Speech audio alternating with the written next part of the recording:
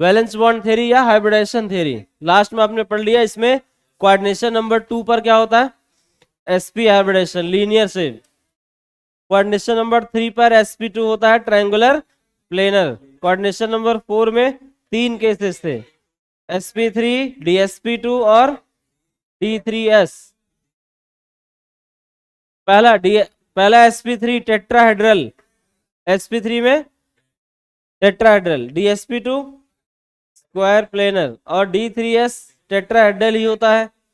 दो जगह KMnO4 में और K2Cr2O7 में d3s होता है, वो याद रखना स्पेशली। इसके बाद आपको बताया था कोऑर्डिनेशन नंबर 5 में ट्रायंगुलर बाई पैरामिडल DSP3 या sp3d। और कोऑर्डिनेशन नंबर 6 में बता, 6 में क्या था, sp3d2 या d2sp3 ऑक्टाहेड्रल, या उसी को ऑक्टाहेड्रल लिखा था ना आपने, उसी को और करके स्क्वायर बाई पैरामिडल भी लिख लो, वो एक ही होता है। स्क्वायर बाई पैरामिडल भी लिख लो, नहीं तो आपको कंफ्यूजन हो जाएगा। क्या लिखना है, स्क्वायर बाई पैरामिडल, या उसी को ऑक्टाहेड्रल भी बोलते। स्क्वायर बाई पैरामिडल, ऑक्टाहेड्रल और हाइब्रिडेशन भी आपको पता है। अगर d2sp3 होगा तो इनर ऑर्बिटल, sp3d2 होगा तो आउटर ऑर्बिटल कॉम्प्लेक्स होगा। इनर ऑर्बिटल जब स्ट्रॉन्ग फील्ड लगेगा और वीक में आउटर, और जब स्ट्रॉन्ग फील्ड लिगेंड लगेगा तो इलेक्ट्रॉन्स की पेयरिंग हो जाएगी, तो लो स्पिन हो जाएगा। क्या हो जाएगा, लो स्पिन कॉम्प्लेक्स बोला जाएगा। और अगर वीक फील्ड लिगेंड होगा तो अनपेयर्ड इलेक्ट्रॉन पड़े रहेंगे, स्पिन हाई रहेगा। नंबर ऑफ अनपेयर्ड इलेक्ट्रॉन ज्यादा मतलब स्पिन हाई, तो हाई स्पिन कॉम्प्लेक्स कहा जाता है। यही था, पिछला रिवीजन करा दिया, इतना आपको पढ़ाया था। उसमें एक एक्सेप्शन था NiCO4, एक्सप्लेनेशन भी बता दिया था कि जो CO स्ट्रॉन्ग फील्ड लिगेंड है वो 4s के इलेक्ट्रॉन को डंप कर देता है, किसमें, 3D में वापस भेज देता है। तब आगे स्ट्रॉन्ग फील्ड होने के बाद उसने काम भी किया, S से P, D से S से D में लाया, लेकिन आगे खाली क्या मिला, sp3। तो स्ट्रॉन्ग फील्ड होने के बाद भी sp3 हो गया, और sp3 हुआ तो टेट्राहेड्रल हो जाएगा।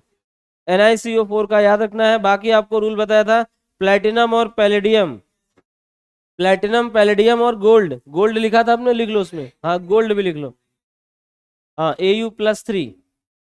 प्लेटिनम पैलेडियम था +2 और गोल्ड +3 में जब भी कोऑर्डिनेशन नंबर 4 होगा ऑलवेज स्क्वायर प्लेनर कॉम्प्लेक्स बनेगा, चाहे लिगेंड कोई भी हो, ये भी ध्यान रखना।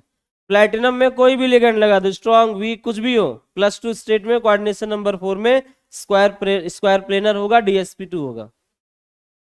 ये रूल थे, एक्सेप्शन थे, इतने से आपका काम हो जाएगा। अमोनिया कॉपर के साथ, कोबाल्ट के साथ स्ट्रॉन्ग फील्ड बन जाता है, आपको स्ट्रॉन्गेस्ट CO के जैसा बिहेव कराना या CN के जैसा, उससे भी आपका काम हो जाएगा। तो ये था आपका VBT और हाइब्रिडेशन थ्योरी। क्या था, VBT एंड हाइब्रिड। अब अगला नंबर है CFT। CFT जानते हो क्या है, इसका ये अलग थॉट है, ये थॉट प्रोसेस ही अलग है। इसमें बॉन्डिंग तो एक्सप्लेन हो गई, बहुत सारी चीजें जो कॉम्प्लेक्स कोऑर्डिनेशन स्फीयर के अंदर होती थी वो सब एक्सप्लेन हो गया। अब इसके बाद जानते हो एक नया इसमें कहा गया मैग्नेटिक मोमेंट और कलर कहाँ से आता है, डी ट्रांजिशन कैसे होता है। इसमें तो नहीं दिख रहा कि D से D ट्रांजिशन होगा, उसको एक्सचेंज बोला जाता है। अगर ये D के पांचों इलेक्ट्रॉन बराबर रहेंगे, आप उसमें से जंप कराओगे इधर उधर, तब उसको ट्रांजिशन नहीं कहा जाएगा, उसको एक्सचेंज कहा जाता है। मतलब D के 5 ऑर्बिटल एक साथ हैं, 5 बॉक्स इमेजिन करो आप, इसी पांचों सेम लाइन पे हैं, आप इसमें से एक इलेक्ट्रॉन कूद के दूसरे में, दूसरे से तीसरे में अगर इधर उधर भागता रहे, तब उसको ट्रांजिशन नहीं कहा जाएगा। ट्रांजिशन के लिए एनर्जी गैप होना चाहिए। क्या होना चाहिए, ट्रांजिशन होने के लिए एनर्जी डिफरेंस होना चाहिए, वो एनर्जी डिफरेंस अभी तक नहीं है। अभी बॉन्डिंग में देखो, इसमें भी कहाँ बताया गया कि स्प्लिटिंग ऑफ ऑर्बिटल होता है, तो डी ट्रांजिशन नहीं हुआ, मतलब इलेक्ट्रॉन जंप करेगा तो एनर्जी लेवल भी तो कम ज्यादा होना चाहिए, तो VBT में नहीं पता चलता है। उसके लिए कहा गया कलर्ड कॉम्प्लेक्सेस कहाँ से बनते हैं, कलर्ड मतलब कॉम्प्लेक्स कंपाउंड्स कलर शो करते हैं, तो बोला गया कलर कहाँ से आ रहा है, कलर तो बॉन्डिंग नहीं दिखाया कि कलर आएगा यहाँ। पैरामेरिडियम आएगा, वो अलग बात है कि हमने आपको बता दिया, टेक्निक से आपने सॉल्व कर लिया, लेकिन उसका एक्सप्लेनेशन कैलकुलेशन तो हो जाता है, एक्सप्लेनेशन नहीं पता कैसे हुआ है, तब उसके लिए एक नई थियरी बनेगी। उसी को बोलते हैं क्रिस्टल फील्ड थ्योरी। उसमें बोला गया ये थॉट प्रोसेस अलग है, इसमें मिक्सिंग कुछ होता ही नहीं है, मतलब इसमें ऑर्बिटल मिक्स नहीं होगा, हाइब्रिडेशन नहीं होगा, कुछ नहीं होगा। इसमें ये बोला गया आप ऐसा मान लो सेंट्रल मेटल एटम एक जगह बैठा है, जैसे मान लो ये रूम है, इस रूम के सेंटर पे बैठा दिया, बाकी लिगैंड लिगैंड ज्योमेट्री के हिसाब से दूर दूर बैठे हैं, और दूर बैठ के ही क्या कर रहे हैं, फील्ड इस्तेमाल कर रहे हैं। क्या कर रहे हैं, फील्ड इस्तेमाल कर रहे हैं। मतलब वो दूर दूर बैठे हैं, और दूर बैठ के ही जैसे नहीं होता कोई मैसेज भेज दिया दूसरा रोने लगा, समझ पाए कि नहीं। हाँ, दूर से ही बैठ के उसने मैसेज कर दिया, तब तक पता चला वो रो रहा है दूसरा, उसका दिल टूट गया, डी ऑर्बिटल टूट गया, डी मतलब वही हो गया दिल टूट गया, डी ऑर्बिटल है ना। तो अब मान लो उसमें दो टुकड़े हो गए, एक में तीन एक में दो, इसी को स्प्लिटिंग बोला जाता है। तो लिगैंड बस दूर बैठ के अपनी फील्ड यूज करेगा, क्या करेगा, फील्ड यूज करेगा, कोई इंटरमिक्स नहीं होगी। ये बॉन्डिंग को नहीं एक्सप्लेन करता है, ये सिर्फ किसको एक्सप्लेन करता है, पैरामैग्नेटिज्म और कलर, कलर कहाँ से आता है, उसी को एक्सप्लेन करने के लिए बताया गया। अगर आपको ये सही सही जांच करनी है, सही से बताना है क्यों हो रहा है, तो आप मान लो लिगैंड को चुपचाप बैठा, सॉरी सेंट्रल मेटल एक जगह पर बैठा है, लिगैंड दूर बैठ के सेंट्रल मेटल के डी ऑर्बिटल को तोड़ रहा है, अपने डी ऑर्बिटल को नहीं। समझ पाए, जो लिगैंड जो सेंट्रल मेटल एटम है ना, उसके डी ऑर्बिटल में स्प्लिटिंग करा रहा है दूर बैठ के, अपनी फील्ड यूज कर रहा है, इसीलिए क्रिस्टल फील्ड बोलते हैं इसको, फील्ड थ्योरी। मतलब दूर बैठ के फील्ड इस्तेमाल कर रहा है, और फील्ड से जो सेंट्रल मेटल एटम है उसके अंदर के डी ऑर्बिटल जो पांच से बराबर हुआ करते थे, वो पांचों टूट गए, दोनों में एनर्जी गैप क्रिएट हो गया, और वो एनर्जी गैप कहीं कम कहीं ज्यादा होगा। टेट्राहेड्रल कॉम्प्लेक्स होगा तो उसी को डेल ओ बोला जाता है, उसी एनर्जी गैप को।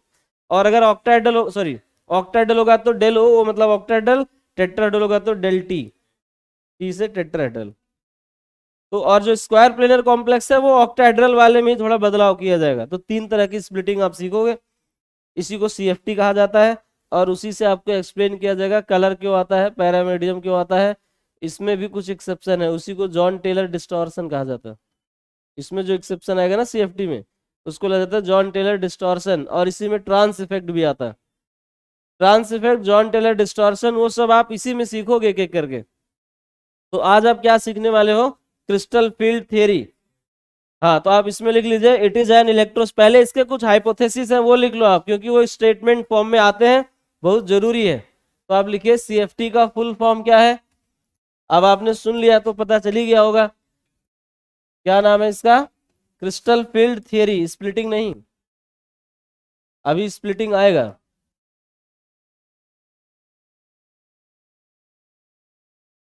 क्रिस्टल फील्ड थियरी, इसको बोलते हैं CFT.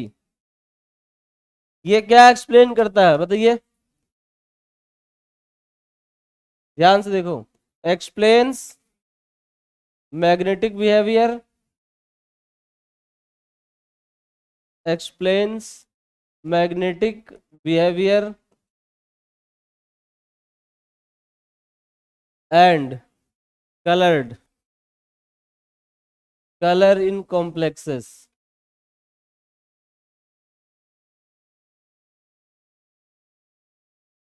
It does not explain bonding. ये आप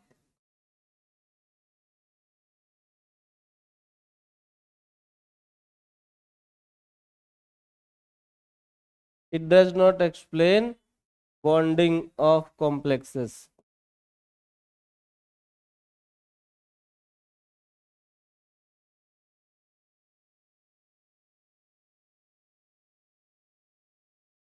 ये कलर के बारे में बताता है, पैरामैग्नेटिक बिहेवियर के बारे में बताता है, ये कलर के बारे में, और इसके ये बॉन्डिंग को एक्सप्लेन नहीं करता है। बॉन्डिंग आपको बता दिया है, जो पीछे आपने सीखा वो सब हो चुका बॉन्डिंग। इस थ्योरी की कुछ हाइपोथेसिस है, क्या है, हाइपोथेसिस बोलते हैं इसको। हाइपोथेसिस आप लिख लो, क्या बोलते हैं इसको, क्या बोलते हैं, hypothesis.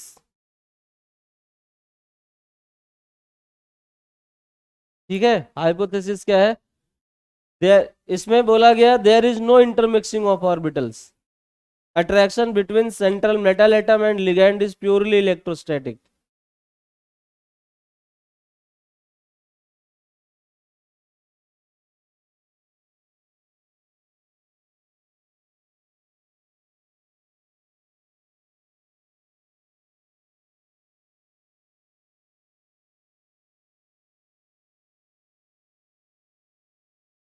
There is no intermixing of orbitals. दूसरा, अट्रैक्शन बिटवीन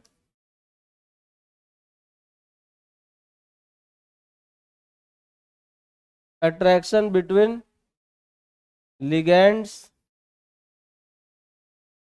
एंड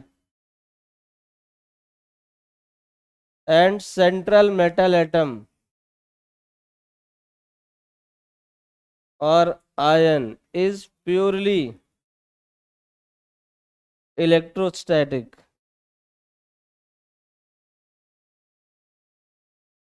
मतलब आप समझ गए, इसमें ये कहा गया कि लिगैंड और सेंट्रल मेटल सिर्फ इलेक्ट्रोस्टैटिक अट्रैक्शन से जुड़े, बाकी कोई मिक्सिंग ये सब कुछ होता ही नहीं है।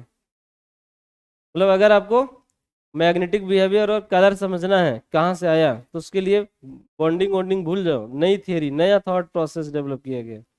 उसमें कहा गया ऐसा मान सकते हैं कि सेंट्रल मेटल बस चुपचाप बैठा है अपने ऑर्बिटल लेकर, लिगैंड दूर दूर बैठा है शेप के हिसाब से, टेट्राहेड्रल होगा तो टेट्राहेड्रल शेप में बैठा होगा, ऑक्टाहेड्रल होगा तो ऑक्टाहेड्रल में बैठा होगा, स्क्वायर प्लेनर होगा तो स्क्वायर प्लेनर में बैठा होगा।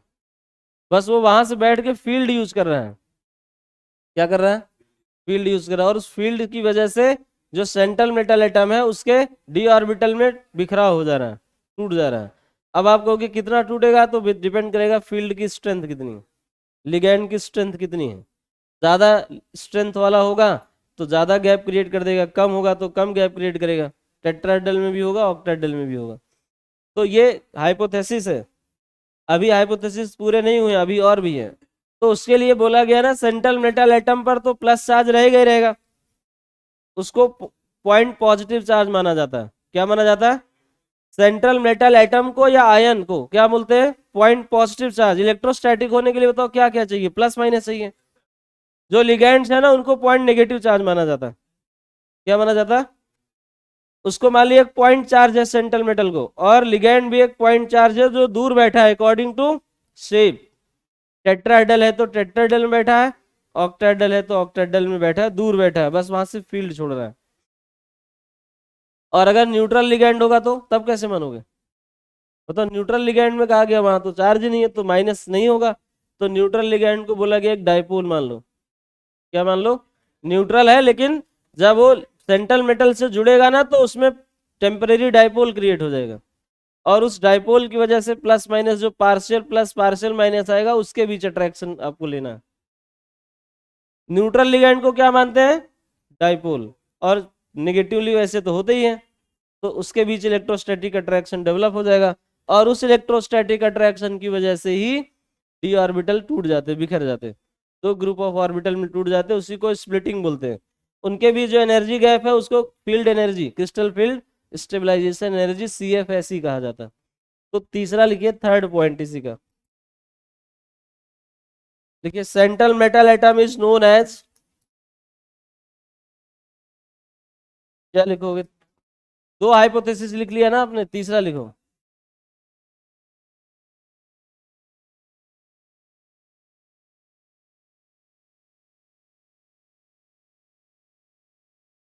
Central metal atom is considered as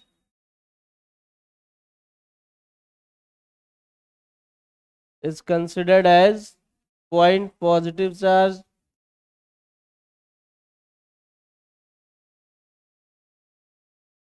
and ligands are considered as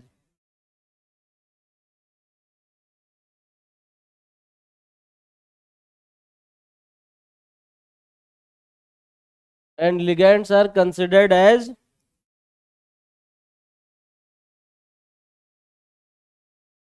and ligands are considered as point negative charge,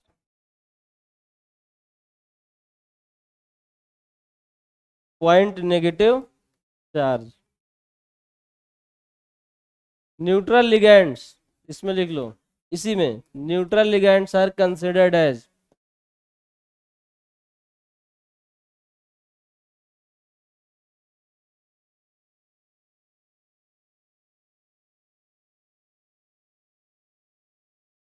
considered as dipoles। Neutral ligands are considered as dipole, ये hypothesis है, purely electrostatic है। अच्छा बताओ, जब तक ये free state में होते हैं, बताया था कल, जब तक मेटल एटम और आयन फ्री स्टेट में होगा, जब तक लिगेंड नहीं लगेगा, तब तक पांचों डी ऑर्बिटल बराबर एनर्जी होंगे। क्या होंगे? तब तक डी ऑर्बिटल में कोई हलचल नहीं होगी। जैसे ही लिगेंड लगेगा वैसे ही स्प्लिटिंग शुरू हो जाएगी। तो आप इसमें क्या लिखोगे फोर्थ पॉइंट में? इन केस ऑफ, चलो ये हाइपोथेसिस हो गई, अब इंपॉर्टेंट पॉइंट्स लिख लो।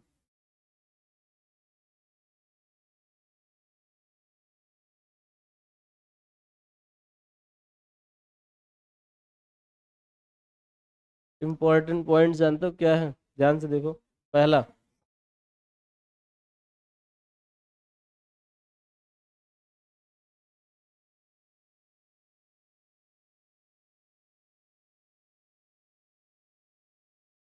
इन फ्री स्टेट और आइसोलेटेड स्टेट, बातचीत बंद करिए, पीछे आप लोग ज्यादा बातचीत कर रहे हैं, फिर बोलेंगे हम नोट नहीं कर पाए, हम ये नहीं कर पाए, टेस्ट नहीं दे पाए। ये सारी बीमारियां आप ही बातचीत की वजह से ही है आप लोगों के अंदर। जितनी भी बीमारियां आप लोगों के अंदर है वो सब आपसी बातचीत की वजह से है, और कोई वजह नहीं।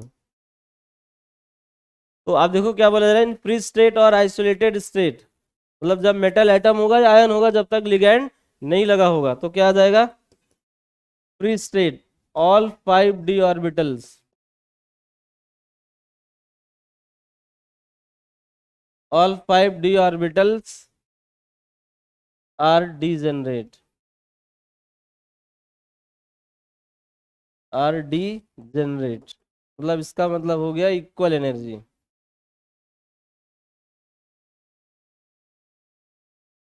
Equal energy, all 5d orbitals are degenerate, while in combined state, देखो क्या होगा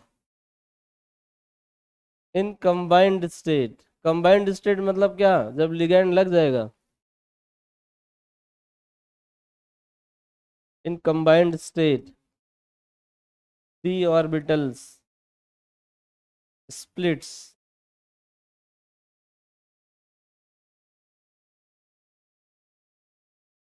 splits into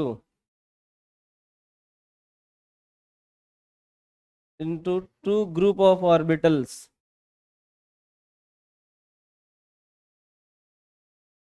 into two group of orbitals. It is known as crystal field splitting.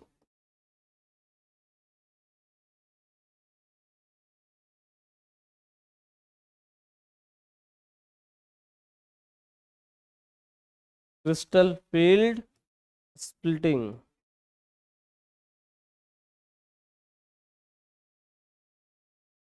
It is known as crystal field splitting. Crystal field splitting, और उनमें energy gap आ जाएगा, and energy gap, energy difference is known as CFSE।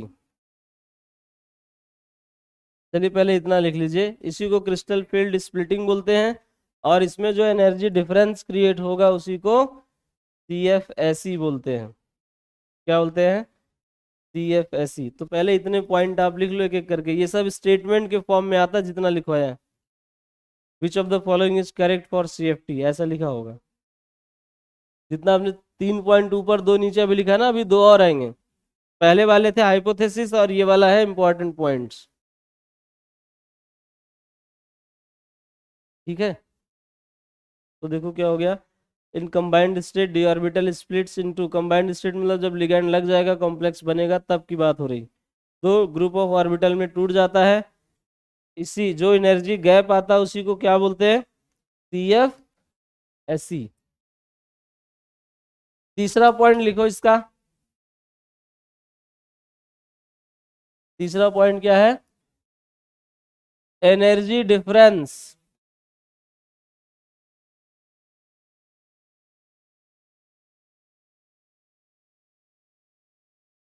Between these two group of orbitals,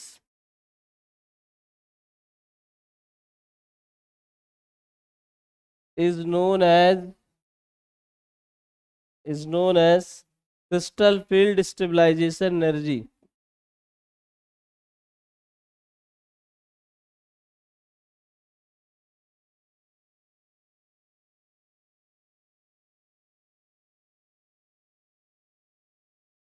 CFSE,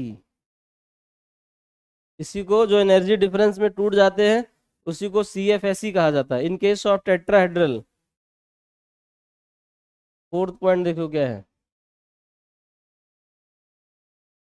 in case of octahedral complexes,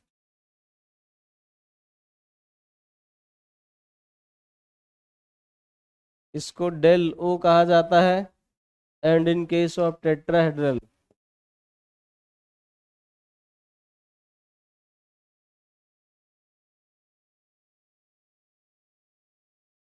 in case of tetrahedral complexes, इसको बोलते हैं del T. क्या बोलते हैं? Del T. और del T और del O में जानते हो क्या रिलेशन है?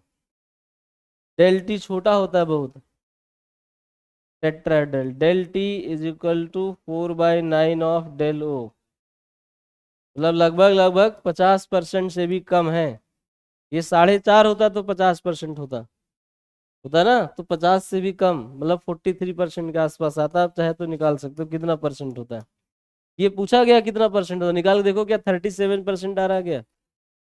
4/9, 400/9 करके देखो कितना आता है। 400/9, 43% आएगा। 44 कितना? हाँ, del T is 44% of Delo almost. ये एग्जाम में आ चुका है जो अभी लिखवाया आपको। बस यही आया था कितना परसेंट होता है, जिसको नहीं पता है वो सोचेगा याद करने वाला है, जबकि जरूरी नहीं, इसी से पता चल जाता है। इसीलिए देखो जो डेल ओ है ना उसमें गैप ज्यादा है, ऑक्टेड्रल में गैप ज्यादा है, टेट्राहेड्रल में कम है। तो आप इसका जानते हो एडवांटेज क्या मिलता है? Most of the tetrahedral complexes high spin होते हैं, जानते हो क्यों? क्योंकि गैप कम है। डेल टी देख रहे हो ना कितना, जो ये बिखराव होगा ना 5 ऑर्बिटल का 3 और 2 में, टेट्राहेड्रल कॉम्प्लेक्स होता है तो बिखराव ज्यादा होगा, और ऑक्टाहेड्रल कॉम्प्लेक्स होगा तो बहुत कम होगा। ये आप ऐसे मान लो कि आपका घर है, आपके बगल में ही दूसरा घर है, उसमें बस 1 फीट का गैप है, तो आप छत से ही कूद जा रहे हो उधर। समझ पाए? मतलब जब भी आपका दोस्त है उधर, वो उधर से इधर आ जा रहा है, आप उधर जा रहे हो, खेल कूद रहे हो, जब आप छोटे रहे होंगे, ऐसा मान लो। तो ऐसे बोला गया वहां पर पेयरिंग नहीं होगी, वहां पर क्या हो रहा है, वहां पर जंप कर जाएगा इलेक्ट्रॉन। और जो ऑक्टाहेड्रल कॉम्प्लेक्स है ना उसमें मान लो 10 फीट का गैप है, तब उस केस में तो क्या होगा, क्या उधर से जंप करेगा कोई?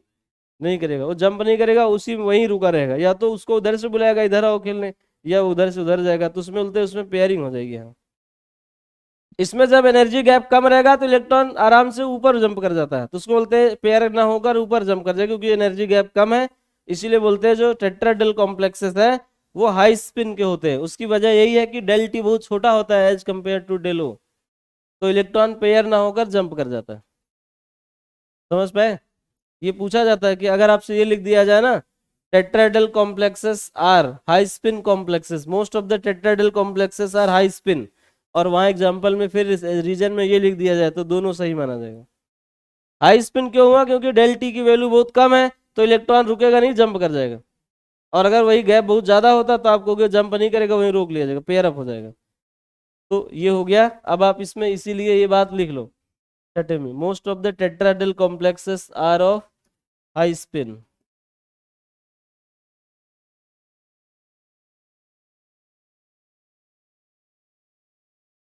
Most of the tetrahedral complexes,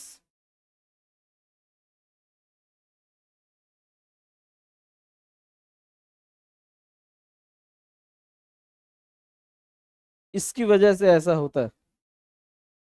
ये सब जितना लिखवाया गया है ये सब आपको कहीं ना कहीं मिलेगा,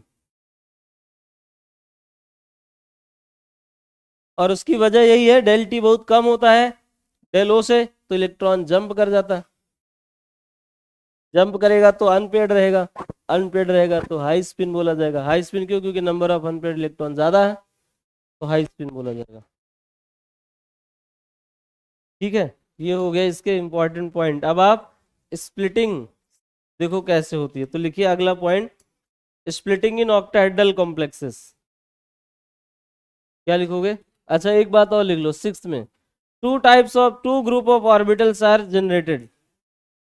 टू ग्रुप ऑफ ऑर्बिटल्स, हाँ अगला, ये पॉइंट नंबर 6 था ना, 7वां लिखो। Two group of orbitals are, एक को बोलते हैं T2G और एक को EG, T2G and EG।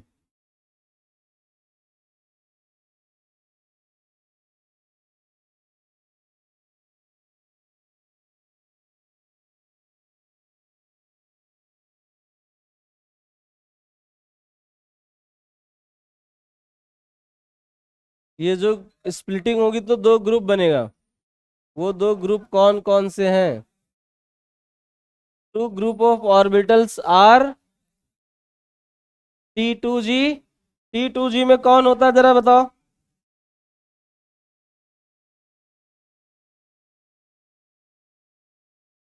T2G में 3 होते हैं, कैसे याद करोगे? T एक है, टू एक, एक डिजिट ये, एक ये, एक ये, 3 डिजिट है। एक T हो गया, एक 2 हो गया, एक G हो गया। T2G में 3, तो 3 ऑर्बिटल वाला ग्रुप होगा। ऐसे याद रखा जाएगा, नहीं तो जब दबाव पड़ेगा ना आपको एग्जाम का, तो वहां बच्चे भूल जाते हैं किसको T2G बोलते थे, किसको EG बोलते थे।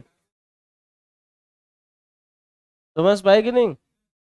T2G में T एक हो गया, 2 एक हो गया, G एक हो गया, 3, तो 3 से याद रखना। इसमें कौन कौन से ऑर्बिटल आते हैं? dx square minus Y, sorry, dxy, dxy, dyz और dzx, इनको T2G कहा जाता है। और एक होता है EG, EG में 2 ऑर्बिटल होते हैं। कौन कौन से? कौन कौन से बोलिए? हाँ, dx square minus Y square and dz square. तो आप देखो, ये हो गया आपका dx square minus Y square and dz square. ये T2G वाले हैं, ये EG वाले हैं।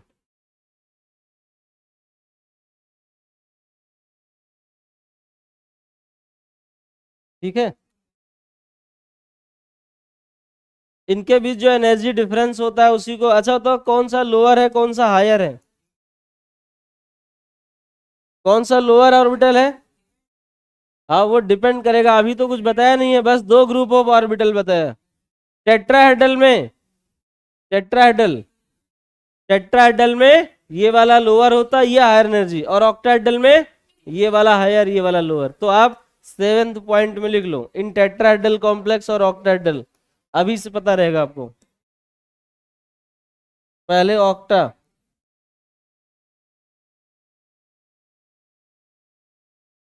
इन ऑक्टाहेड्रल कॉम्प्लेक्सेस क्या होता है?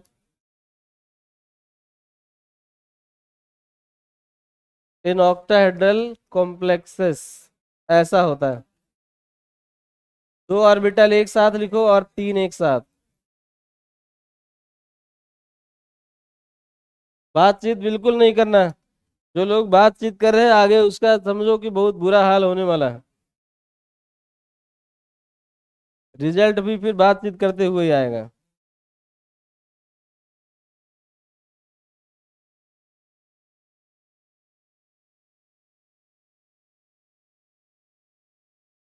तो देखो, ऑक्टाहेड्रल में इसी को डेल ओ बोला जाता है। क्या बोला जाता है? Del O. ये हो गया आपका dxy, dyz, dzx। ये है dx square minus Y square and dz square. इसी में से इलेक्ट्रॉन देखो, ये है, इसी को CFSE बोलते हैं ऑक्टाहेड्रल का। यही क्या है? Crystal field stabilisation energy. तो अब एक आ गया, ठीक है, इतना तो हमें समझ में आ गया कि यही है, लेकिन ये गैप कम ज्यादा होगा या फिक्स रहेगा? तो ये कम ज्यादा होता है ऑक्टाहेड्रल में ही, ये बढ़ता कम ज्यादा होता रहे। कैसे? नंबर ऑफ अनपेयर्ड इलेक्ट्रॉन के ऊपर डिपेंड करता है। क्या करता है? Number of unpaired. इसमें अगर अनपेयर्ड इलेक्ट्रॉन, इसमें कितने इलेक्ट्रॉन है, इसमें कितने हैं, उस पर डिपेंड करेगा CFSE कितना होगा। बस समझ में, डेल्टा डेल नॉट फिक्स नहीं है। आप फील्ड स्ट्रेंथ कम ज्यादा करोगे तो ये गैप कम ज्यादा हो जाएगा, लेकिन तब भी टेट्राहेड्रल से ज्यादा ही रहेगा। समझ पाए? ऑक्टाहेड्रल में चाहे एक इलेक्ट्रॉन हो चाहे 10 हो, ये जो गैप है वो टेट्राहेड्रल से ज्यादा ही रहेगा। इसीलिए आपको बताया उन दोनों में क्या डिफरेंस है। तो देखो ये है आपका किसके बीच में, ऑक्टाहेड्रल कॉम्प्लेक्स में। अच्छा, तो अगर ये टेट्राहेड्रल होता तो तब ये रिवर्स हो जाएगा। 8वां पॉइंट लिखो, इन टेट्राहेड्रल कॉम्प्लेक्स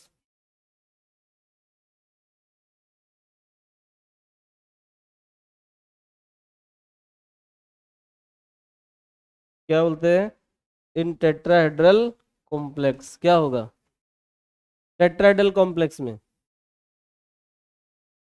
इसको ऊपर इसको नीचे, लेकिन गैप कम रखना। चलो यहाँ जगह नहीं है, इसको आगे बढ़ा रहे हैं, अगले पेज पर बताएंगे। ठीक है, हो गया यहाँ तक।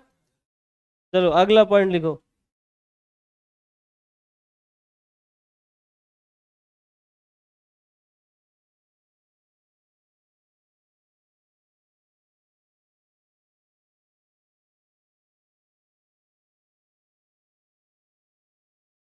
इन टेट्राहेड्रल कॉम्प्लेक्स ऐसा होता है।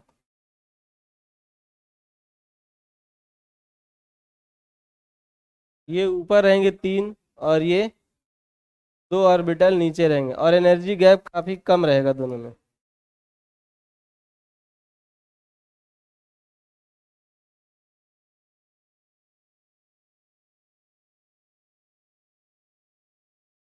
dxy dyz dzx dx square minus Y square dz square.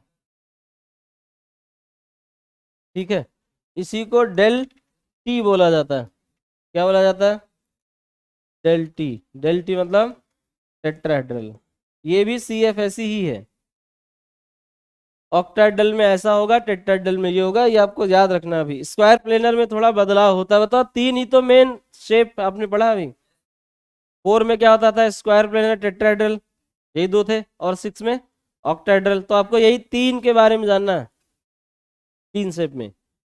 चलो अब आप अगला पॉइंट लिखिए। 7 पॉइंट हो गए ना, 8वां लिखो, स्प्लिटिंग इन ऑक्टाहेड्रल कॉम्प्लेक्सेस। हाँ लिखो, स्प्लिटिंग। आप कैलकुलेशन भी करना है, स्प्लिटिंग इन ऑक्टाहेड्रल कॉम्प्लेक्सेस। और बातचीत नहीं करना किसी को, जो भी बातचीत करता है वो दिखेगा, बोर्ड पे आकर एक्सप्लेन करेगा।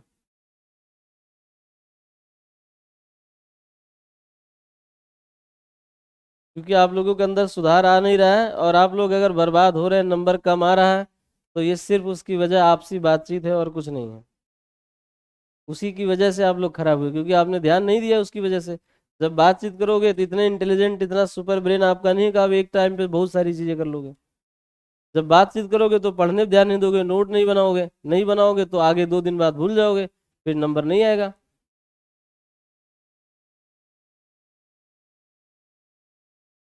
फिर आपको लगेगा हम PDF देख लेंगे, यहाँ से जाने के बाद कोई देखता उगता कुछ नहीं है। जो बना रहा बस समझो उसी का फायदा होगा। जब तुम यहाँ बैठ के नहीं बना रहे हो तो घर पे कैसे बना लोगे? पहला सवाल तो यही है ना। और जो नहीं बनाता वही फ्री रहता है, वही बातचीत करता है, वही सबसे ज्यादा खराब होगा। देखना, वही ई रिक्शा वही उसी घर के सामने खड़ा होगा, आपको दिख जाएगा।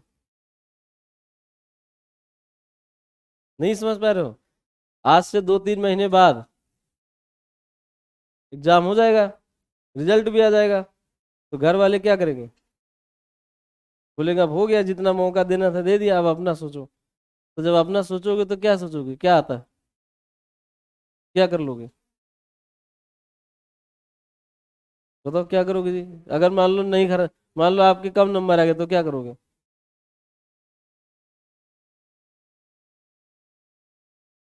सेकेंड अटेम्प्ट कहाँ से? जब पहले में नहीं कुछ कर पाए, अभी पिछली बार 12th में थे तो चलो ड्रॉप करके कर लेंगे, तब भी नहीं उखाड़ पाए कुछ, तो 2 महीने बाद क्या कर लोगे? वो देखो, आदत बदलती नहीं कभी इंसान की। एक बार जो आदत पड़ गई फिर वही रहेगी, उसी में सब कुछ समाहित है, उसी सब कुछ आपका डिसाइड हो जाएगा। अगर आपको बातचीत करने की आदत लग गई तो उसको अब दूर नहीं किया जा सकता, जब तक कोई बहुत बड़ा ड्रास्टिक चेंज ना हो जाए। मतलब दूसरे किसी आइलैंड पर आपको भेज दिया जाए, वहां जानवरों से घिरे रहो आप, तो हो सकता है आपके अंदर बदलाव थोड़ा बहुत आ जाए, अदरवाइज जल्दी नहीं आएगा। ये इंसान की प्रवृत्ति है, एक बार जो चीजें सीख लिया तो सीख लिया। अगर आपको पढ़ने में मन नहीं लग रहा है तो अब आगे नहीं लगेगा, उसके लिए बहुत बड़ा बदलाव चाहिए, बहुत डेल्टा जी भी इसका बहुत ज्यादा होता है। माइनस करने के लिए आपको बहुत बड़ा बदलाव चाहिए। आपकी रोज पिटाई सुबह अगर 10 डंडे मारा जाए, या आपको सीधे सीधे जो नहीं पढ़ने में मन लग रहा है ना, उनको बरगद के पेड़ पे गाँव में होता है ना बड़ा बड़ा, पैर में रस्सी बांध के लटका दे, सुबह 8 बजे, शाम को 8 बजे लेकर आए वापस। 10 दिन ऐसा करने के बाद आपको सब कुछ आसान लगने लगेगा। वही रिवर्स, हाँ रिवर्स करना पड़ेगा ना, डेल्टा जी को इतना ज्यादा पॉजिटिव कर दो कि ये वाला नेगेटिव फील होने लगे।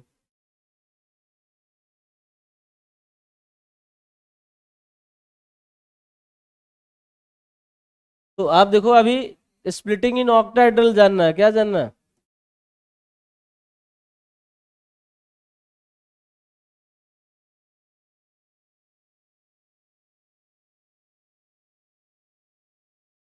और अगर आपको नहीं लग रहा है ना, आप अभी इमेजिन कर लो, मान लो रिजल्ट आ गया है, अप्रैल आ गया है, मई आ गया है, आपके नंबर खराब आ गए, अब बताओ क्या करोगे? अपने आप को अभी वहीं बैठा लो, वहां पहुंचा लो, इमेजिन तो कर सकते हो ना।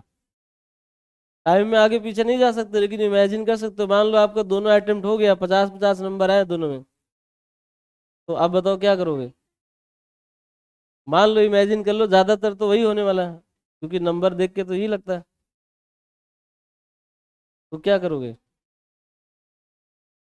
तो उसके बाद जो हमने आपको बताया था ना सब कुछ, वही सारी बातें सच होंगी।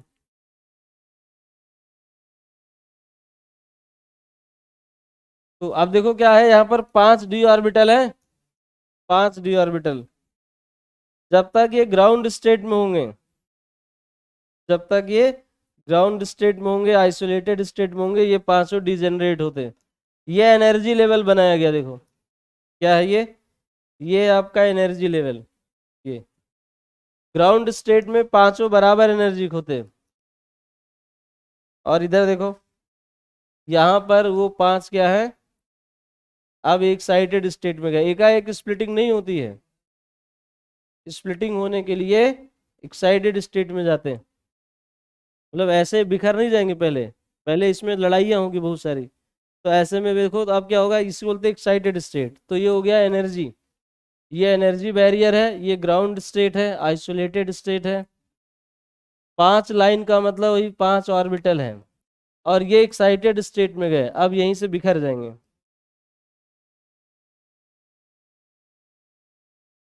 एक्साइटेड स्टेट में गए, यहाँ से बिखराव होगा, इसी को स्प्लिटिंग बोला जाता है। 3 एक साइड, 2 एक साइड। तो आप देखो ऐसा हो गया, यहाँ पर 3 ऑर्बिटल है, यहाँ पर 2 ऑर्बिटल है।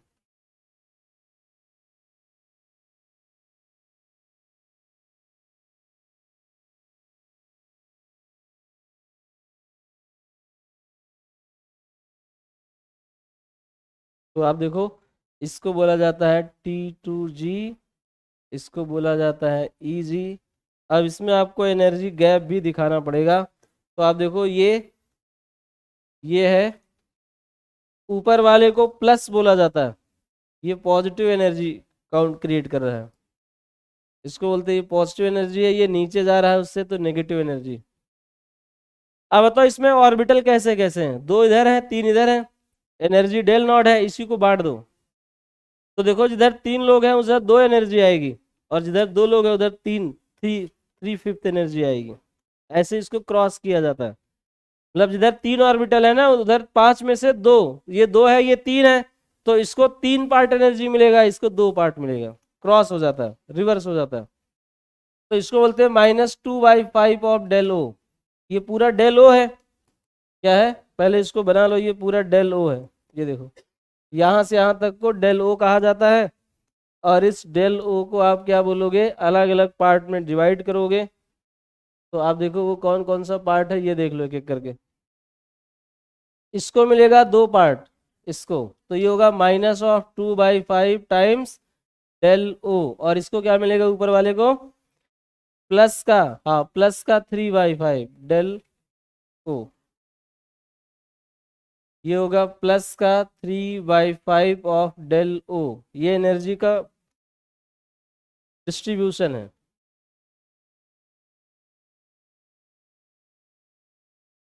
ठीक है, तो पहले आप इतना बना लो, ये है स्प्लिटिंग इन ऑक्टाहेड्रल कॉम्प्लेक्स। ये 5 ऑर्बिटल डिजेनरेट है, पहले एक्साइटेड स्टेट में जाएंगे, इसके बाद बिखर जाएंगे। तो मान लो पहले ग्राउंड स्टेट में थे, कोई दिक्कत नहीं है, जैसे ही एक्साइटेड स्टेट में गए, एक्साइटेड स्टेट में ही जाकर स्प्लिटिंग होगी, तो कुछ का एनर्जी कम हो जाता है, कुछ का बढ़ जाता है, कुछ कम हुआ कुछ बढ़ गया, तो एनर्जी डिफरेंस क्रिएट हो गया।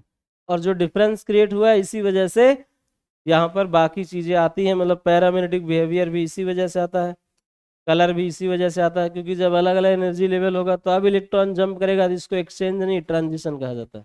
इसी को डी टू डी ट्रांजिशन बोलते हैं। क्या बोलते हैं?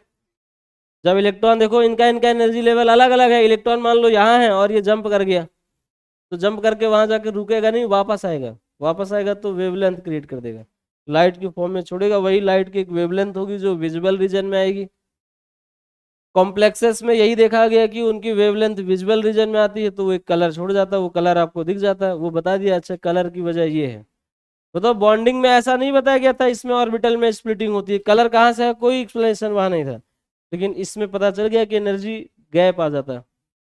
गैप आने की वजह से इलेक्ट्रॉन जब ऊपर नीचे से ऊपर जाएगा तो एनर्जी पा गया होगा, लौटेगा तो रिलीज करेगा। अगर वो विब्ग्योर में आ रहा, विजुअल में आ रहा, तो आपको कलर दिखेगा नहीं, कलर दिख जाएगा। तो ये एक्सप्लेन हो गया इससे। अब बोला गया CFSE कैसे लाओगे, तो CFSE के लिए मान लो इसमें एक्स कुछ ना कुछ तो इलेक्ट्रॉन इसमें होंगे, इसमें मैक्सिमम 6 इलेक्ट्रॉन भरेंगे। अब आप ध्यान से देखो वीक फील्ड और स्ट्रॉन्ग फील्ड कैसे यहाँ काम करेगा। मान लो एक इलेक्ट्रॉनिक कॉन्फिगरेशन है जो D6 है, Fe+2 मान लो, Fe+2 बताओ D6 में कैसे फिल होगा। पहले एक इसमें, एक इसमें, एक इसमें, 3 हो गया। इसके बाद ऊपर जाना चाहिए था इलेक्ट्रॉन यहाँ और यहाँ, 2 यहाँ भरता फिर इसमें आता। अगर वीक फील्ड होगा तो वीक फील्ड में ये गैप कम होगा, कम होगा, कम होगा तो इलेक्ट्रॉन यहाँ के बाद ऊपर भाग जाएगा। लेकिन अगर स्ट्रॉन्ग फील्ड होगा ना, उसमें उसने गैप ही बहुत ज्यादा बढ़ा दिया होगा, क्योंकि पहले पहले पहले स्प्लिटिंग होती है, उसके बाद फील्ड इलेक्ट्रॉन फिलिंग होती है। तो स्ट्रॉन्ग फील्ड पहले ही गैप क्रिएट कर दिया होगा बहुत ज्यादा, और अगर बहुत ज्यादा गैप क्रिएट हो गया तो उस केस में इलेक्ट्रॉन जंप कर जा पाएगा नहीं, जा उसको रुकना पड़ेगा यहीं। तो 1 2 3 के बाद ये पेयर अप होने लगेगा। क्या होने लगेगा? एक एक पहले भरेगा हुंसुल के हिसाब से, इसके बाद उसी में पेयरिंग हो जाएगी, ऊपर जंप नहीं करेगा। आप कहोगे ऊपर जंप क्यों नहीं कर रहा है, गैप ज्यादा है। गैप कैसे ज्यादा है? स्ट्रॉन्ग फील्ड नहीं तो पहले तो गैप कर क्रिएट करवाया ना। पहले स्प्लिटिंग होगी पहले पेयरिंग होगी? पहले स्प्लिटिंग होगी, स्ट्रॉन्ग फील्ड पहले गैप ही बहुत ज्यादा क्रिएट कर देगा। अब अगर गैप ज्यादा हो गया तो उसमें बोला जाएगा पेयरिंग एनर्जी बहुत ज्यादा लगेगी, बहुत ज्यादा हीट दोगे तब जंप कर पाएगा, नहीं तो थोड़ा दूर जंप करेगा, पता चला नीचे गिर गया। समझ पाए? उसी बोलते हैं पेयरिंग एनर्जी हाई है। क्या है? पेयरिंग एनर्जी बहुत ज्यादा है, पेयरिंग यहाँ पर गैप बहुत ज्यादा है, पेयरिंग एनर्जी कम है, ऐसा बोला जाता है। एनर्जी गैप यहाँ ज्यादा है, पेयरिंग कम है, तो पेयरिंग हो जाएगी। तो देखो ये स्प्लिटिंग हो गई। अब आता है इसमें मान लो टोटल x इलेक्ट्रॉन है, क्योंकि देखो कुछ ऐसा थोड़ी है 1 इलेक्ट्रॉन 2 इलेक्ट्रॉन, आपको कुछ मानना पड़ेगा। मान लो इस पूरे T2G में x इलेक्ट्रॉन है और यहाँ पर y इलेक्ट्रॉन होंगे, x y कुछ भी हो सकता है, वो कॉन्फ़िगरेशन के ऊपर डिपेंड करेगा। अब बताओ ये जो -2/5 डेल O है ना, ये पर इलेक्ट्रॉन होता है। क्या होता है? पर इलेक्ट्रॉन। और ये भी जो है ये +3/5 डेल O, इसको भी पर इलेक्ट्रॉन बोला जाता है। इतना एनर्जी पर इलेक्ट्रॉन है। क्रिस्टल फील्ड स्टेबलाइजेशन एनर्जी पर इलेक्ट्रॉन। तो अगर इसमें x इलेक्ट्रॉन है तो टोटल एनर्जी कितनी होगी? तो कितनी होगी? -2/5 डेल O इंटू एक्स, और प्लस करो इसका और इसका सारे इलेक्ट्रॉन की टोटल स्टेबलाइजेशन एनर्जी जोड़ दो, तो नेट CFSE आ जाएगा। तो पर इलेक्ट्रॉन T2G में कितना है? -3/5 डेल O। पर इलेक्ट्रॉन EG में कितना है? प्लस का 3/5। 2 वाले को 3 मिलता है, 3 वाले को 2। याद रखना, ये कंफ्यूजन आपको भी होगा, बार बार होता रहेगा। तो जो 3 है उसमें 2, नीचे वाले को माइनस, ऊपर वाले को प्लस। तो अब बताओ टोटल एनर्जी कैसे निकालोगे CFSE? तो यहाँ से यही, यहाँ जगह आप नीचे लिखना, यहाँ जगह नहीं है इसलिए यहाँ लिख रहा हूँ। CFSE बराबर क्या आएगा? x इंटू, ध्यान से देखो, x into -2/5 del O plus y into +3/5 del O. ठीक है, अब जरा ध्यान से देखो, अगर मैं इसी को सिंप्लीफाई कर दूं तो 0.4 है, कितना है, डेल ओ कॉमन कर दो, क्या कर दो, डेल ओ कॉमन कर दो। इसमें हमने मान लिया है यहाँ y इलेक्ट्रॉन था, अब आप यहाँ पर क्या करो, बराबर लिखो, यहाँ आएगा -0.4x प्लस 0.6y और बाहर हो जाएगा डेल ओ। इसी फॉर्मूले से crystal field stabilisation energy calculate होती है। ये पहला केस था ऑक्टाहेड्रल का। इसमें बहुत सारे क्वेश्चन आते हैं, कौन ऊपर एनर्जी लेवल में है, कौन ज़्यादा है, किसका कितना है, पर इलेक्ट्रॉन कितना है, सब यहाँ से नोट होगा। ठीक है, अब तो पहले क्या देखोगे आप, पहले जब कॉम्प्लेक्स आपके सामने आएगा, जानते हो क्या देखोगे आप, वीबीटी, और वीबीटी से आपको पता चल जाएगा टेट्रा है कि ऑक्टा है, पता चल जाएगा टेट्रा है कि ऑक्टा है, स्ट्रॉन्ग फील्ड है कि वीक फील्ड है, सब पता चल जाएगा। उसके बाद आप ये कैलकुलेट कर लोगे सीधे। तीसरा नंबर यही आता है, सी एफ एस सी निकालो। ये तो पूछा जाएगा थ्योरेटिकली, लेकिन क्वेश्चन ये नहीं आएगा ये बना के दिखाओ, क्वेश्चन आएगा C F S E calculate करो। तो आपको कहा जाएगा D6 का बताओ स्ट्रॉन्ग फील्ड लिगैंड में कितना होगा, तब आप ऐसे कॉन्फिगरेशन लिखोगे पहले, इसके बाद यही वाला फॉर्मूला लगाओगे, आपको सी एफ एस सी मिल जाएगा। क्या मिल जाएगा, चलो अब D1 से लिखो, D1 से D10 तक स्ट्रॉन्ग फील्ड लिगैंड में C F S E calculate करना। लिखो, लिखो एक question, calculate D1 to D10 C F S E, D1 to D10 इसी में ऑक्टाहेड्रल में, और स्ट्रॉन्ग फील्ड लिगैंड लगा के रखना, D1 to D10 strong field ligand octahedral complex. Calculate CFSE for, calculate CFSE for D1 to D10 strong field ligand octahedral complex, strong field ligand octahedral complex. और मैं उसी से answer पूछूंगा जो बातचीत करता हुआ दिखेगा।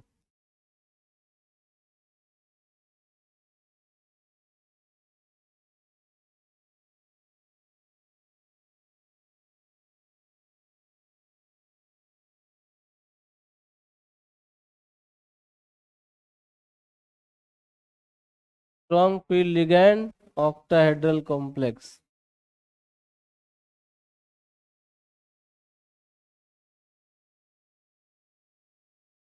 ये है सवाल। इसमें आपको सारे केस आ जाएंगे, फिर एक एक करके बताना नहीं पड़ेगा। तो अब बताओ पहला वाला क्या है, पहला वाला बोलो, पहले वाले का कॉन्फ़िगरेशन करो, बताओ। टी ऑक्टाहेड्रल कॉम्प्लेक्स है ना, तो जानते हो क्या करना पड़ेगा, ऑक्टाहेड्रल में D1, ध्यान से देखो, D1 जब स्प्लिट होगा तो ऐसा हो जाएगा, देखो पहले ये लोअर वाला ही तो भरेगा,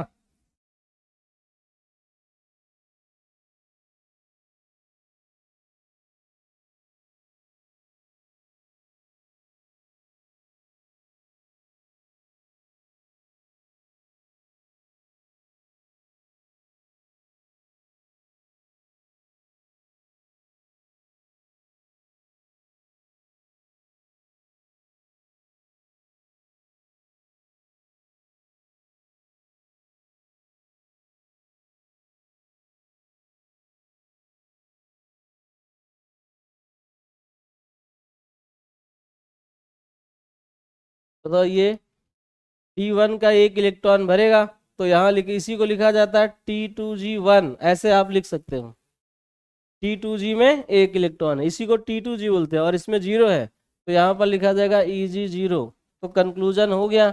अब बताओ CFSE इसके सामने ही निकाल दो, क्या आ जाएगा, बताओ, -0.4, यही था ना, इंटू T2G में कितने 1 प्लस 0, उधर कुछ है नहीं, और डेल ओ बाहर रहेगा, कितना आएगा, -0.4 डेल ओ, डेल ऑक्टाहेड्रल रहेगा। ऐसे ही आप सबका बताओ, अब D2 का डायरेक्ट लिख दो, ये बनाने की जरूरत नहीं है। देखो D2 का जानते हो क्या लिखा जाएगा, T2G, ध्यान से देखो, ऐसा कॉन्फ़िगरेशन लिखा जाता है T2G2 कॉमा EG0, ये इसका कॉन्फ़िगरेशन हो गया। T2G में दो, EG में, यहां से CFSE लगा दो। चलिए इसका D3 स्ट्रॉन्ग फील्ड लिगैंड है, क्या होगा? T2G3 EG0, अभी भी इलेक्ट्रॉन नहीं आया है। अब बताओ D4 का क्या होगा? इलेक्ट्रॉन जंप करेगा क्या? T2G4 और EG, अगर यही वीक फील्ड होता तो तब जंप कर जाता। चलो फॉर्मूला लगाओ सीधे।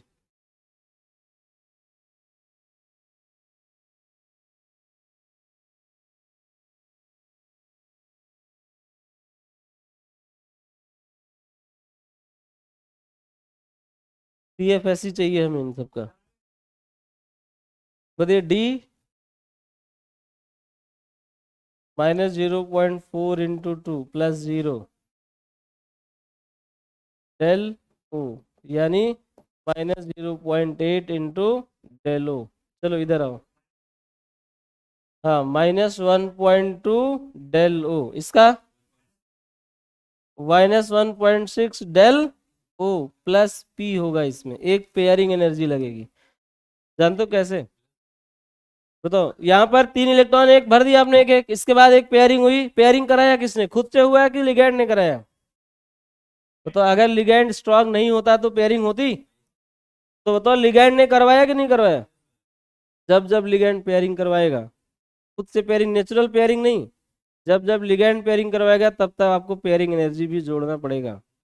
तो इसमें आप कहते हैं कि अगर ये स्ट्रांग फील्ड नहीं होता तो एक इलेक्ट्रॉन इसमें जाने ही वाला था, तो स्ट्रांग फील्ड ने उसको पेयर करवाया तो पी भी लगाना पड़ेगा। पी मतलब होता है पेयरिंग एनर्जी, इसी के फॉर्म में आंसर भी आपको दिया होगा। हाँ पी के फॉर्म में ही दिया होगा, प्लस पेयरिंग, कितने पेयरिंग वो आप देखोगे लिगैंड ने कितने, नेचुरल पेयरिंग नहीं। जैसे मान लो आयरन में D6 होगा ना, आयरन में क्या होगा? D6, D6 बताओ क्या होता है? पहले 5 और एक 6, सब भर जाएगा। तो अब बताओ D6 का सोचो, पहले D6 का क्या होगा? अगर स्ट्रॉन्ग फील्ड नहीं होगा तो आइसोलेटेड स्टेट में तो क्या होगा? आइसोलेटेड में क्या होगा? ये नहीं, आइसोलेटेड की बात हो रही, तब ये स्प्लिटिंग ही नहीं होगी। आइसोलेटेड में पांचों बराबर होंगे, समझ पाए आप? आइसोलेटेड में क्या होगा? आयरन +2 अलग है, तब ये स्प्लिटिंग ही नहीं होगी, तब पांचों बराबर होंगे, तब पहले एक एक भरेगा, एक पेयरिंग होती है उसमें, 6 होने के लिए एक पेयरिंग होगी, उसको बोलेगा एक नेचुरल पेयरिंग होती है, मतलब 1 पेयरिंग अपने आप होती है। अब बताओ जब आप इसी पे स्ट्रॉन्ग फील्ड लगा दो उसी D6 में, अब उसी D6 पर स्ट्रॉन्ग फील्ड लगाओ, ये हो जाएगा, ये 2 2 2, 3 पेयरिंग हुई। तो क्या स्ट्रॉन्ग फील्ड ने 3 की पेयरिंग कराई या एक्स्ट्रा 2 की पेयरिंग कराई? एक्स्ट्रा 2 की पेयरिंग कराएगा। नहीं समझ पाए? D6 को जब आप बिना स्प्लिटिंग, बिना आइसोलेटेड फॉर्म में लिखोगे तो एक पेयरिंग खुद होती है उसमें, हाँ एक पेयरिंग नेचुरली होती है बिना किसी एनर्जी के।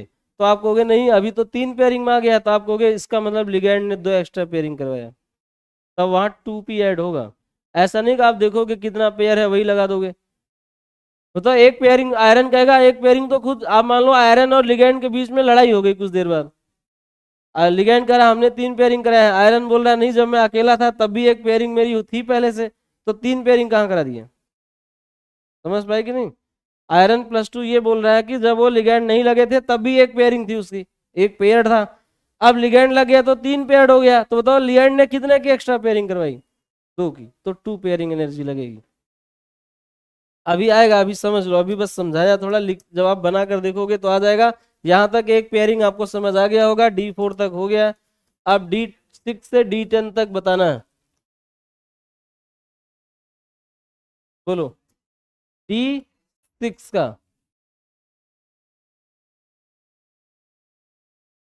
हाँ D6 का बताओ क्या आएगा? T2G कितना? T2G स्ट्रॉन्ग फील्ड है ना, और EG0, बताओ कितना आएगा? हाँ -2.4 del O plus 3p, 2p समझ आ गया होगा? नहीं आया होगा तो इधर देखो, इन फ्री स्टेट जब आप D6 लिखोगे ना तो ऐसा होगा।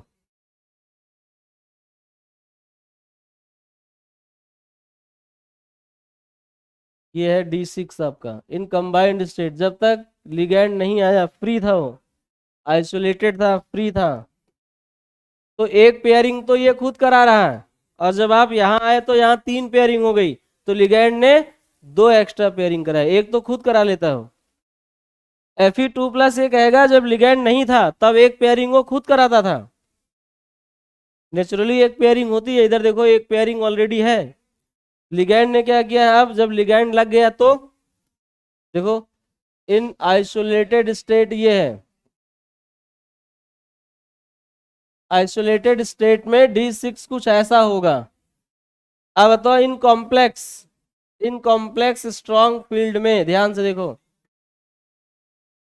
कॉम्प्लेक्स में इसकी कहानी कुछ ऐसी हो गई है, यही 5 ऑर्बिटल अब ऐसे दिख रहे होंगे।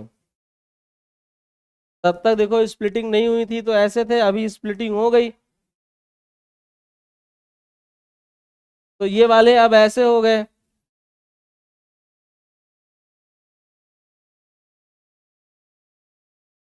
D5 बताया कि नहीं बताया? अच्छा D5 छूट गया, चलो कोई बात नहीं। अब बताओ यहाँ D6 का क्या है? हाँ D5 में 2 पेयरिंग आएगी, वहां 2 बना लेना। D5 में कितनी पेयरिंग होगी?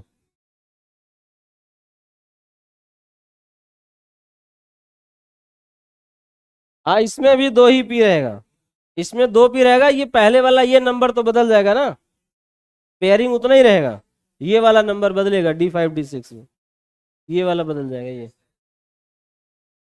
तो वहां पर क्या इन कॉम्प्लेक्स फॉर्म क्या होगा, ऐसा तो एक पेयरिंग खुद थी, यहाँ 2 एक्स्ट्रा पेयरिंग हुई है। देखो ये है और ये है, ये नेचुरल पेयरिंग में काउंट होगा, लिगैंड ने नहीं करवाई है ये, समझ गए? चलो आओ D7 बताओ,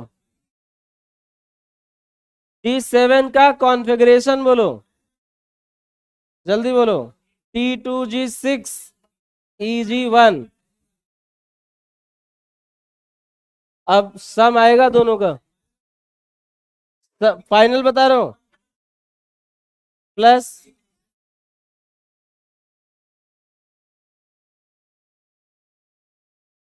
चलो अगला D8 का क्या लिखा आपने? T2G6 हाँ EG2, और दोनों में एक एक इलेक्ट्रॉन भरना। हाँ -1.2 आएगा। हाँ उसमें 0, मतलब पेयरिंग मत लिखो वहाँ। D9 T2G6 EG3 कितना आएगा? -0.6 डेल ओ। D10 हाँ D10 में कोई DD ट्रांजिशन नहीं होगा, सब भरे हुए हैं, D10 में DD ट्रांजिशन होगा ही नहीं, तो यहाँ आएगा T2G6 EG4, तो यहाँ पर आएगा 0। तो बताओ D1 से D10 तक CFSE आपने बना लिया कि नहीं बनाया? अब आपको देखो जो ये हमने कैलकुलेशन कराया ना, क्वेश्चन के फॉर्म में कैसे आएगा वो भी दिखा देता हूँ, लिख लो। कैलकुलेट CFSE फॉर, लिखो इसी का एक एग्जांपल लिखो। कैलकुलेट CFSE इन K4FeCN का whole 6।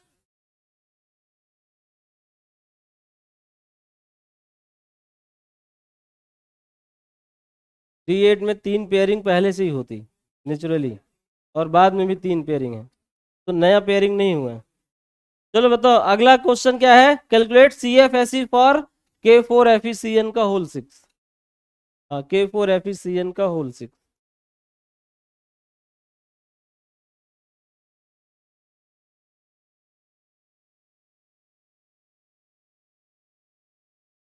Calculate CFSE for K4FeCN का होल 6।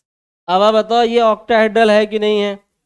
ये आपको कोऑर्डिनेशन नंबर से पता चल गया है, तो आप यहाँ वही टेक्निक्स लगाओगे। आप कहोगे कोऑर्डिनेशन नंबर 6 है, ऑक्टाहेड्रल है, स्ट्रॉन्ग फील्ड लिगैंड है और Fe+2 में है।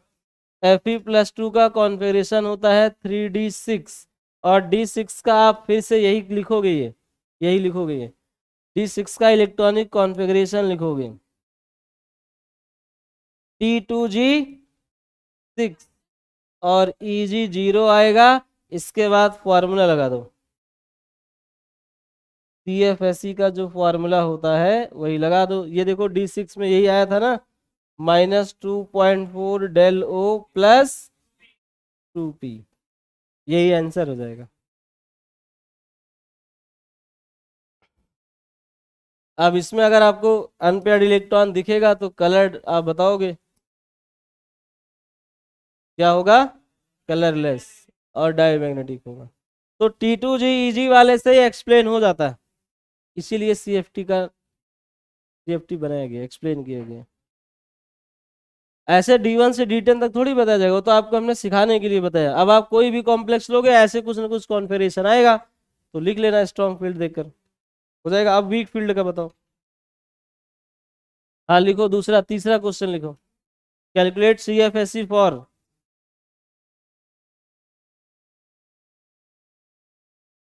D7 जब भरोगे तो क्या आएगा, पहले नहीं, अगर आज नहीं भरते तो 5 होता, फिर 2 होता, 2 पेयरिंग होगी। अब बताओ ऐसे में जब आप फील्ड लगा दोगे तब 6 भर जाएंगे, एक आएगा। तो पहले कैसे कितने की पेयरिंग होती, 2 की होती नेचुरली। अभी 3 की हुई है तो एक एक्स्ट्रा पेयरिंग हुई है, तो एक पेयरिंग लग जाएगा। D1 से D10 वीक फील्ड लिगेंड। हाँ, calculate CFSE for weak, CFSE for octahedral complex weak field ligand.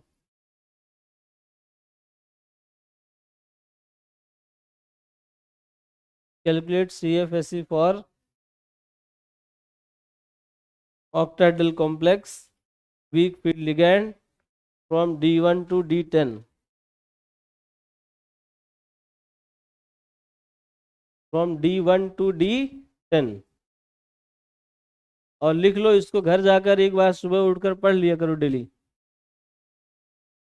तो ये बहुत आसान है, और ये इतना आसान है कि इसमें अगर अगर जिसको आता रहता है वो तुरंत आंसर करता है वहां बैठ के। इसमें टाइम ज़्यादा नहीं लगता।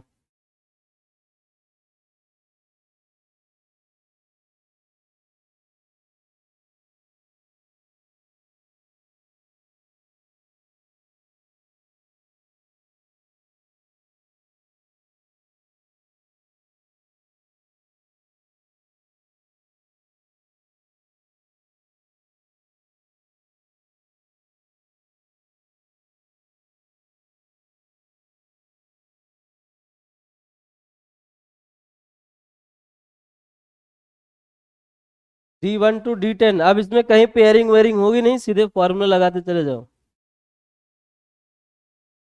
इसमें पेयरिंग एनर्जी आएगी नहीं, क्योंकि यहाँ वीक है तो पेयरिंग होगी नहीं, लिगैंड पेयरिंग ही नहीं कराएगा, और नेचुरल पेयरिंग लिखा नहीं जाता। समझ पाए, यहाँ लिगैंड का कोई कंट्रोल कहेगा हम नहीं करेंगे पेयरिंग।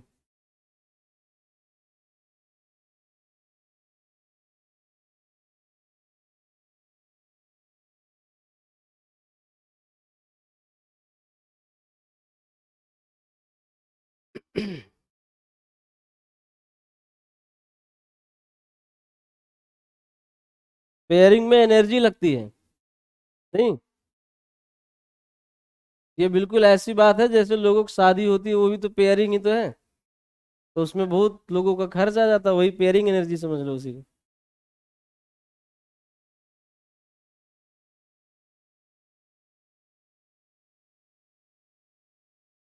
कॉन्सेप्ट समझ गए कि नहीं?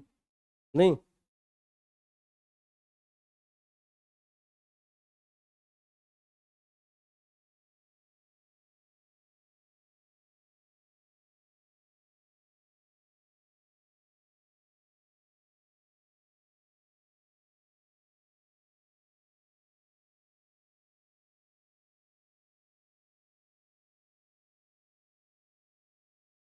चलो हो गया D1 से D10। चलो अब आगे लिखो, स्प्लिटिंग इन टेट्राहेड्रल कॉम्प्लेक्सेस। क्या लिखना है? स्प्लिटिंग इन टेट्राहेड्रल कॉम्प्लेक्सेस।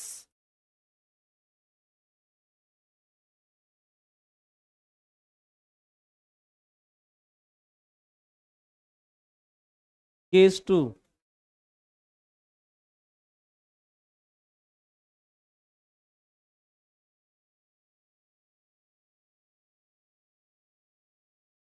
स्प्लिटिंग इन टेट्राहेड्रल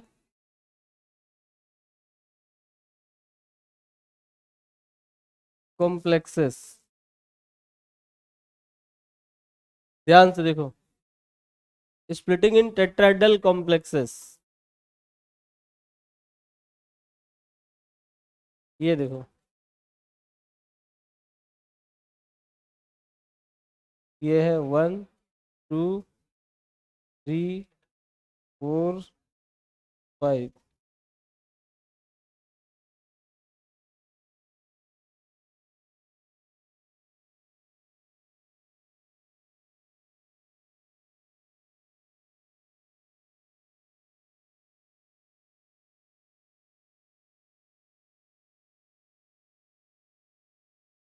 अब ये जो बिखराव होगा ना, समझ पाए, इसमें बस ऑर्बिटल पलट देना।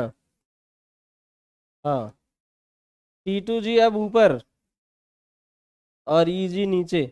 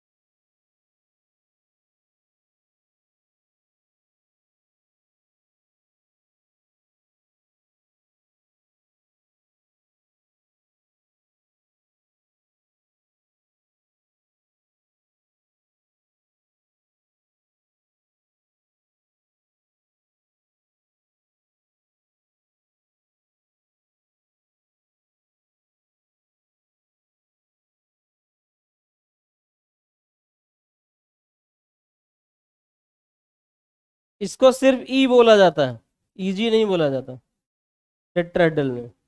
ये सिर्फ डिफरेंशिएट हो पाए, नहीं तो आप कॉन्फ़िगरेशन देख के नहीं बता पाओगे ऑक्टा है कि टेट्रा है। तो अगर किसी ने मान लो सिर्फ कॉन्फ़िगरेशन दे दिया तो आप क्या देख के बता पाओगे, डिफरेंशिएट कर पाओगे? नहीं कर पाओगे। इसलिए इसमें थोड़ा सा बदलाव कर दिया गया, इसको T2G, इसको ई, सिर्फ ई बोलते हैं, जिससे लगे कि हाँ ये टेट्रा है वो ऑक्टा नहीं, तो आप कंफ्यूज। सिर्फ कॉम्प्लेक्स का अगर इलेक्ट्रॉनिक कॉन्फ़िगरेशन दे दिया तो आप डिसाइड नहीं कर पाओगे, आप फॉर्मूले गलत लगा दोगे। इसलिए बोला गया थोड़ा बहुत कुछ बदलाव कर दो जिससे पता चलता रहे ये टेट्रा वाला है ये ऑक्टा वाला। गैप डेल टी होगा, गैप की वजह से तो है, गैप वही रहता तो वही नहीं पढ़ा देते, वही सेम चीज उसके लिए भी है।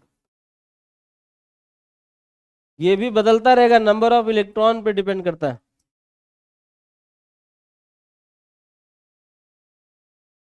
इसको बोलते हैं डेल टी। क्या बोलते हैं?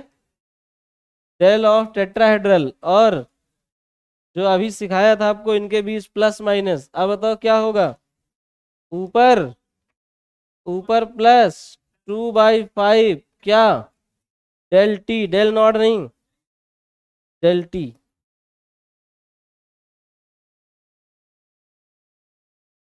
और नीचे -3/5। बस यही तो ध्यान देना होता है, 2 को 3, 3 को 2, 3 को 2 भाग दिया जाता है, 2 को 3, -3/5 और डेल टी।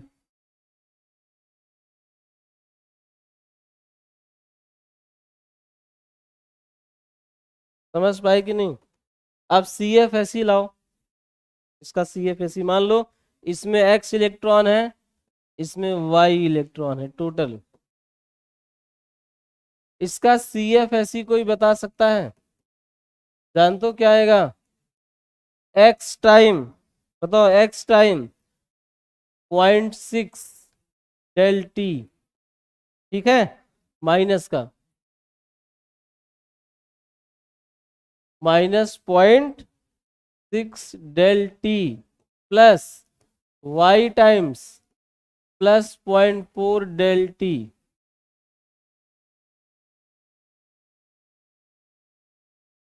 अब आप इसको सॉल्व करो, डेल टी बाहर निकालो, डेल टी को बाहर रखो, तो इसका सी एफ ऐसी बराबर आता है -0.6 x प्लस 0.4 y, और साथ में यहाँ होगा डेल टी।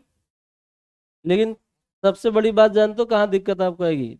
टेट्राहेड्रल को भी ऑक्टा के टर्म में ही में नापा जाता है, जिससे दिखता रहे कितना गैप है टेट्राहेड्रल, लेकिन मेजरमेंट ऑक्टा के टर्म में ही होता है। इसलिए अब आप डेल टी के बदले रिलेशन बताया था एक, क्या 4/9, तो डेल टी बराबर क्या होता है 4/9 डेल ओ, यही आप वहां प्लेस कर दो, यही वैल्यू आप वहां रख दो, तो यहां हो जाएगा CFSE बराबर -0.6 into X plus 0.4 into Y into 4/9।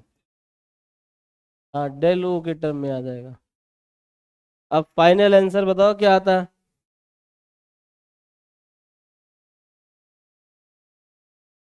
कौन सा? हाँ, T2 होगा, T2 और E, जी हट जाता है, T2 एंड E, जी हटा देते दोनों में। अब बताओ ये ऑक्टा के टर्म में अब सिंप्लीफाई हो जाएगा? कोशिश करो, देखो सॉल्व करने की, देखते कितने लोग कर पाते। जानते हो क्या कंक्लूजन आएगा? CFSE बराबर आएगा -0.27 into X plus 0.1818 into Y into del O. यही कंक्लूजन है, यही देखो आ रहा है तो सही है, उसको राउंड ऑफ कर दिया गया।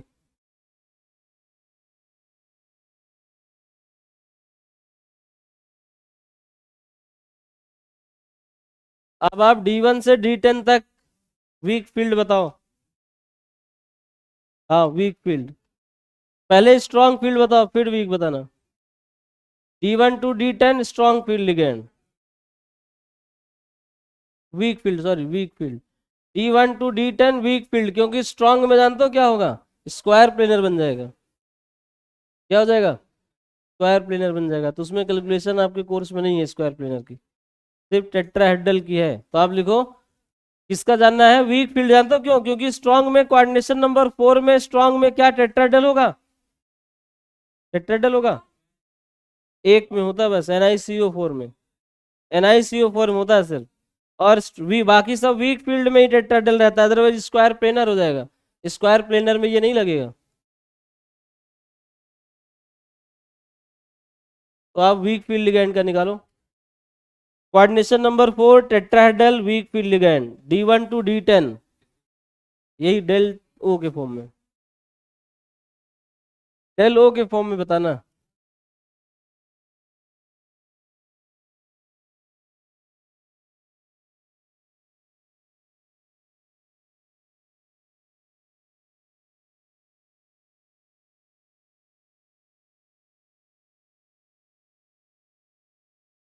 हाँ, डेल ओ क्या है, ये जरूरत होगी ना, भरवाना पड़ेगा, काम होगा उन लोगों को।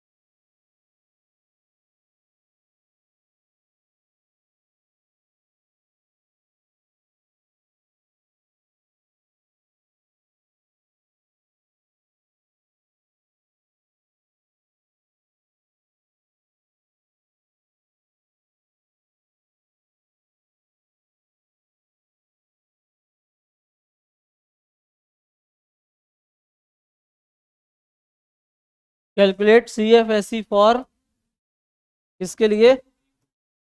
CFSE for weak field ligand coordination number 4 from D1 to D10।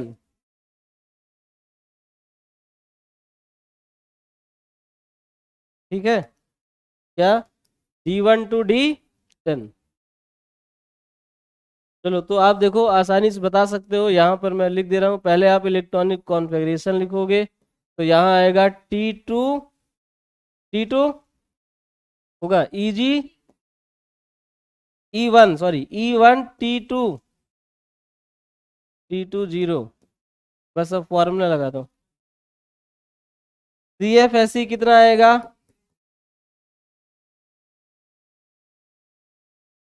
CFSE बराबर -0.27 into 1 plus 0 into del O, तो -0.27 आएगा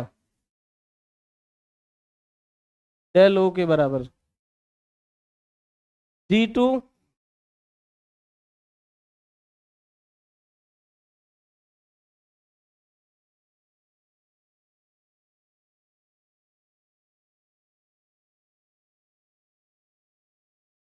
चलो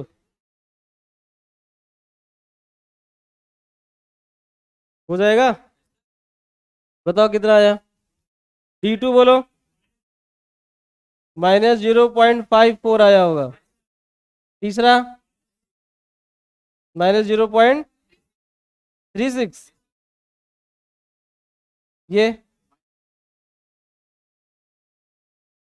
ये इसका प्लस का माइनस आएगा कितना? इसका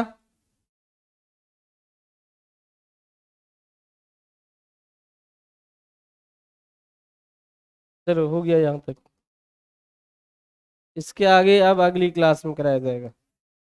D7 तक था, D8 D9 D10 भी बता दीजिए।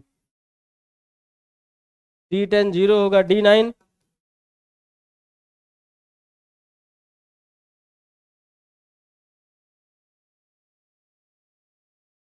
-0.08।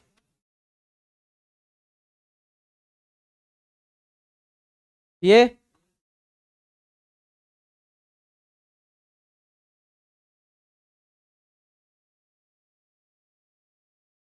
ये